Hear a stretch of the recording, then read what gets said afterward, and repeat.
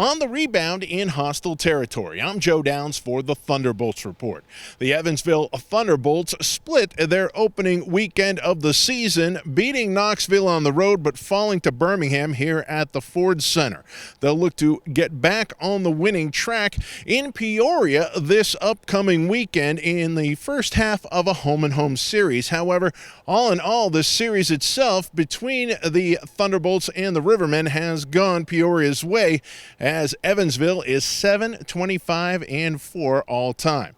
We had a chance to catch up with head coach Jeff Bess and a couple of the players to get a sense of just what this team has been doing in the week leading up to this tough matchup.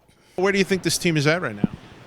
Well, I think we've done a lot of progress from training camp, and we're working hard. We got a lot of speed and a lot of skill, and we're working on our systematic things this week and trying to keep things simple. Sometimes when you have a lot of talent and skill, you try to overdo things and make it more complicated than it needs to be.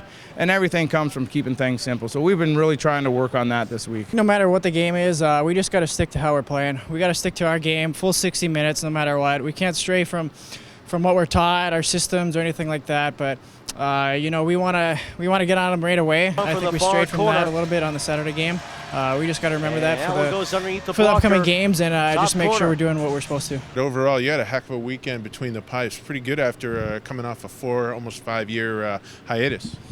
Yeah, I think the boys really played well around me. Definitely made it easy to jump back into the fray there. And yeah, I mean, I worked hard and trained hard for this, but yeah, it was good to get the win on Friday. Didn't play as well as I would have liked on Saturday, but big bounce back game here against Peoria. You got to keep learning, and the best part about it is playing games.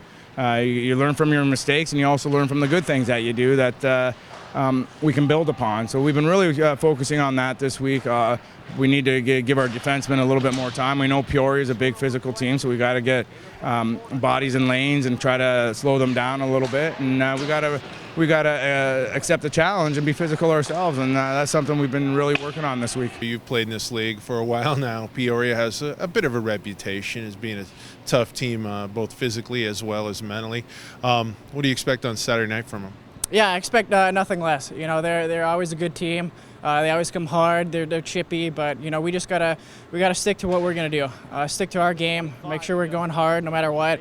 Go hard in the corners, loose pucks, winning those races, blocking shots, going hard to the net. Just the details that we constantly say in practice. We just gotta bring them to the game this weekend. They were kind of the same when I played in the league before a little bit.